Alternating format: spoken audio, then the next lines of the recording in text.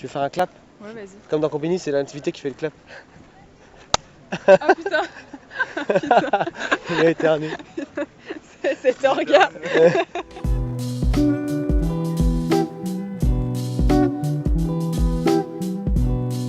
Je m'appelle Clara, j'ai 23 ans et j'ai fait l'école d'ingénieur Polytech en spécialité agroalimentaire.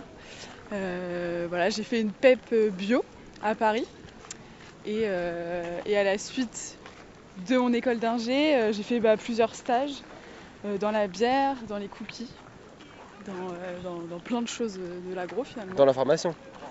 T'as fait un... Ouais, dans ma formation, ouais. Dans la bière et les cookies. Ouais, j'ai fait... Vachement bien à Graal comme ça. hyper bien. J'ai fait, ouais, on fait des stages de production, donc tu vois comment sont faits les cookies, concrètement. Après, j'ai fait un stage en tant qu'ingé qualité. Tu vérifies que la bière, elle soit bien dans les normes, l'alcool, les bactériologies, etc. Enfin, les bactéries plutôt. Et ensuite, j'ai fait un stage en tant qu'acheteuse alimentaire dans mon stage de fin d'études. Et ça m'avait bien plu parce que je cherchais du relationnel, ce qui me manquait un peu dans l'ingé. Donc j'avais bien aimé ce côté relation avec les fournisseurs. Et après, il y a eu le Covid. Donc tout a un peu changé dans ma vie à partir de ça. Donc mon stage il a été interrompu. Après j'ai repris ce stage-là, donc tout a été décalé. Et on voulait me prendre en CDI, mais moi il me manquait un truc dans ce stage-là. C'était cool, mais j'avais pas envie de me lever tous les matins pour faire acheteuse dans cette boîte-là. Parce que t'étais peut-être, je sais pas, c'est trop technique ou t'étais juste à un bureau et tu échangeais pas trop avec des gens. Ouais, voilà, c'était cool, même l'ambiance ça me manquait un peu. Et puis c'était cool de travailler pour une boîte d'agro, mais je sais pas, je me suis dit tu peux faire mieux. Et surtout avec le Covid, quand on voit tout ce qui se passe avec l'environnement, etc. Grosse prise de conscience, mais pas que pour moi, même mes potes en général, les gens autour de moi. Et je me suis dit que j'avais envie de faire un truc cool pour l'environnement et qui change un peu du coup de l'agro. Mais un truc qui me passionne vraiment quand je me lève. Quoi. En disant c'est pas grave si je passe un temps sans bosser. Ouais, et puis je me suis dit, tranquille, j'ai un diplôme d'ingé, ça va bien se passer. En fait, non. Non, mais c'est plus compliqué que ça. Avec le Covid, c'était un peu chaud de trouver un taf. Donc là, je me suis rendu compte et je me suis dit, merde, peut-être que t'aurais dû accepter le CDI et tu vois. Ouais, tu t'es... Ouais, je me suis dit, merde, peut-être que... Et puis finalement, tu te débrouilles un peu, tu cherches. Et puis tu tombes, des fois, tu rencontres des gens qui te parlent d'entreprise. Et c'est ce qui s'est passé. Moi, j'ai fait un week-end de rando et j'ai rencontré un gars qui était avec moi dans ce week-end-là. Et qui m'a dit, moi, je viens d'être embauchée dans une entreprise qui s'appelle Écoterie, justement. Et là, je me suis dit, vas-y, on tente quoi. En fait, j'ai vu que c'était galère de trouver un travail. Et j'ai remarqué aussi que toute la chaîne était décalée. Je postulais à des postes de CDI en junior et j'étais contre des gens qui avaient 3 ans d'expérience. Et j'ai postulé à un poste où j'ai pas été prise et c'était le dernier entretien. Et du coup, j'ai appelé le gars qui était pris pour savoir, tu vois, lui, son parcours, voir pourquoi moi j'avais pas été prise, etc. Et le mec m'a dit, moi j'ai perdu mon taf à cause du Covid et j'ai 3 ans, donc je suis encore en tant que junior. Et du coup, tu vois que tout est décalé. Et j'étais contre plein de personnes qui avaient 3 ans d'expérience. Toi, tu sors, t'as que tes stages, donc c'est chaud de te démarquer. Et du coup, je me suis dit, je vais faire une école de commerce pour essayer de reprendre un stage. C'est une activité en plus, tu vois, que je pourrais avoir sur mon CV. Et là, je vais me servir de l'école de commerce pour pouvoir toucher à un autre domaine que l'agro. Et justement, être plus dans l'environnemental. Donc tu as passé du temps avant, tu te demandais ce que tu allais faire? Ouais, carrément. Et puis il y a eu le confinement, c'était pas très cool, quoi. Tu sais, tu repenses un petit peu à tout ce que t'as fait. Justement, tu regrettes un peu le CDI que t'as pas pris.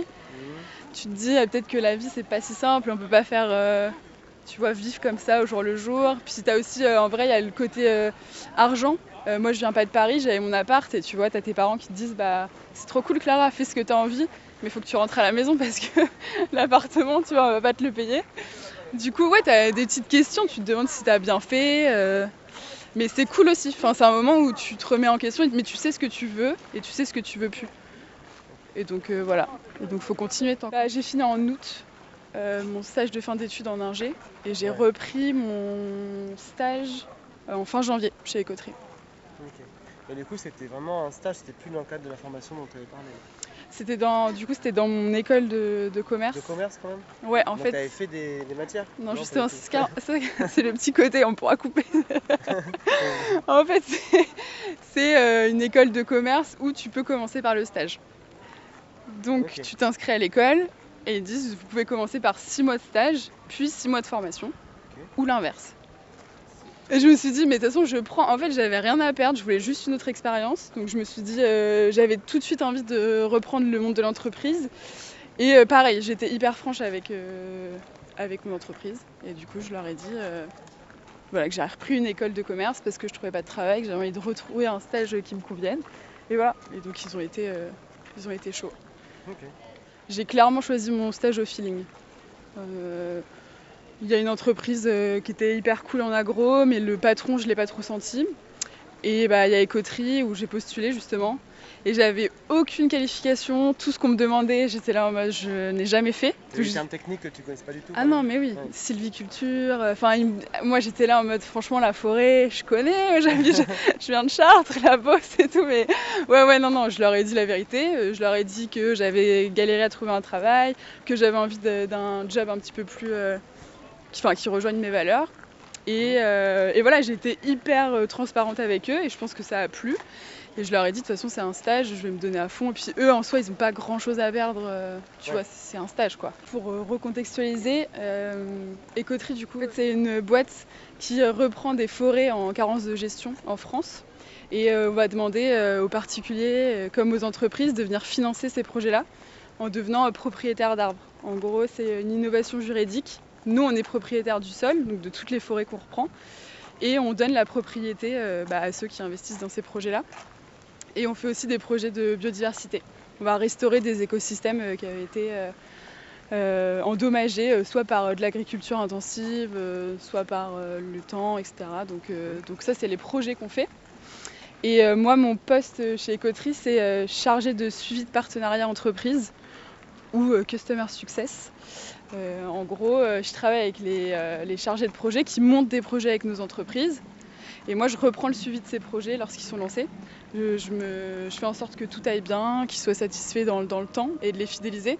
Et de monter des nouveaux projets s'ils en ont envie, tu vois, à travers des temps forts. Ça peut être la semaine du développement durable, s'ils veulent offrir des arbres à leurs clients, à leurs collaborateurs. Parce que du coup, ce que tu vends aux entreprises, c'est. Alors, tu disais que c'était la propriété du sol? La propriété de l'arbre, du coup, ouais, on la vend à l'entreprise. Okay. Donc eux, ils sont propriétaires de l'arbre de A à Z. En gros, nous, on gère sa gestion sur le long terme. Et en fait, quand l'arbre il va puiser son carbone, il va grandir, au bout d'un moment, le carbone stocké, il ne pourra plus être stocké parce que l'arbre sera assez grand. Et du coup, nous, on va faire des éclaircies. Donc on va couper certains arbres pour laisser plus de lumière aux autres. Et si c'est ton arbre qui a été coupé, toi, tu récoltes l'argent suite à l'envoi de cet arbre en Syrie, dans une série. Après, dans les faits, l'arbre, ça va être des dizaines d'années, ouais. Tu n'auras pas ton argent demain. Et c'est ça aussi, c'est qu'il faut savoir que c'est des projets sur du long terme. Donc même les entreprises, elles savent très bien qu'elles s'investissent, mais sur du long terme, justement. Des projets... Leur but, c'est quand même de récupérer de l'argent Non, pas les entreprises, même les particuliers. Je pense pas que ce soit le premier... le premier atout pour... Juste en gros pour participer. Et... Oui, voilà, c'est ça. Je crois que là, mon frère, il a un arbre. C'est vrai? Ouais. Mais non. Ma belle-sœur, mais chez eux, ils ont... En fait, du coup, t'as un tableau avec le nom de l'arbre et tout. Ouais. Et un descriptif. Exactement, ouais, t'as un site, t'as ton propre espace client avec ton arbre, ton essence, ta géolocalisation, ta forêt. Et ce qui est trop cool, c'est que nos forêts, elles sont ouvertes au public. Du coup, tu peux aller voir ton arbre sur place. Et ouais, bah, carrément. Et c'est hyper sensibilisant, non, c'est trop bien. En gros, vous devez acheter les terrains quand même avant de pouvoir vendre les arbres, donc ça doit être... Ouais. Nous, on fait tous les travaux en avance, quoi. Nous, on a déjà les terrains qui sont achetés, on essaie d'en acheter des nouveaux. Mais il faut qu'on trouve des terrains qu'on a besoin, tu vois, qu'on a un manque de gestion. On va pas racheter une forêt à quelqu'un et tout va très bien dans cette forêt-là, ça sert à rien. Donc ouais, ça c'est nos forestiers sur place, on a une équipe de forestiers, donc ça c'est trop bien aussi parce qu'on est au plus proche des projets qu'on mène. Et on a des retours directs avec eux, tu vois, ils peuvent être... on les appelle, on a tous les retours. Donc ouais, on rachète et après justement on demande aux entreprises ou aux particuliers de financer ça, de nous aider. Vous en avez partout des forêts ? Ouais, en France on en a partout. Ah oui, que en France, ouais, pardon. Mais ouais, c'est que des forêts françaises. Donc tu travailles à Paris ? Ouais. C'est à Paris. Ils ont des bureaux à Rennes? À Brest, À parce Brest, que c'est des Bretons qui ont créé cette entreprise. Ils sont partout, ces Bretons. Et du coup, ouais, on a un bureau à Brest, un bureau au Danemark et un bureau à Paris. Ça se passe hyper bien, on vient souvent à Brest. L'équipe aussi internationale vient à Paris, ils étaient là hier. C'est hyper soudé et on est trop bien intégrés, quoi. C'est le gros coup de cœur sur cette entreprise. Ouais, T'arrives, t'as une équipe hyper jeune, hyper dynamique. On te laisse beaucoup de liberté, beaucoup de responsabilités. Tu vois, ils n'ont pas peur de te donner, ils vont te lancer, ils vont te dire ok, bah vas-y, tu prends ton premier. Bah moi, mon premier client, c'était ma 2e semaine. Ouais. Donc t'arrives, t'es là, tu connais à peine tous les trucs des coteries, mais eux, ils te font vachement confiance. Et ouais, c'est top. Et dès que t'arrives, t'as une journée de formation en forêt avec les forestiers qui t'expliquent la gestion durable qu'ils appliquent dans nos forêts, ce qu'ils font, les prélèvements dans le sol, tu vois, tous les termes techniques que tu n'avais pas trop compris, bah on te les explique et c'est hyper parlant parce que c'est du concret. Et ça, c'est trop bien parce que après, quand tu parles aux clients, bah, c'est beaucoup plus pertinent. Ouais. Tu vois ton discours, trop bien, formation en forêt, top. Après, tu as envie d'être forestier. Hein. Vraiment, tu finis la journée, tu es en mode ok, en fait, je veux être avec eux. Je veux être avec eux toute la journée. Donc, ouais, c'est trop bien. C'est récent, non, les poteries? Je sais pas Ça a été créé en 2014. Je pense que le fait que ce soit pas un but financier principalement, bien sûr, il faut que ça tourne. Bah, ça doit aider à peut-être, toi, l'esprit, je sais pas, qu'il peut y avoir dans la boîte où c'est pas forcément la productivité, mais l'envie de faire l'environnement. Tu vois. Donc c'est plutôt des gens qui sont convaincus de ce qu'ils font. Oui, dans tous les cas, ouais, clairement c'est ça. Mais aussi, tu te rends compte que de plus en plus, tu as des entreprises qui veulent faire partie tu vois, de projets pour l'environnement. Et c'est trop bien parce que du coup, nous, on touche à tous les secteurs. Donc quand tu appelles, tu vois, les clients, etc., eux, ils t'expliquent leurs problématiques. Ça peut être plusieurs problématiques, c'est ce que je te disais, soit tu veux fidéliser tes clients, soit ça va être du carbone, on travaille aussi avec du carbone, parce que les arbres que tu plantes, du coup tu crées des puits de carbone. Et nous on intervient toujours par exemple sur des projets de carbone à la fin, pour les émissions résiduelles.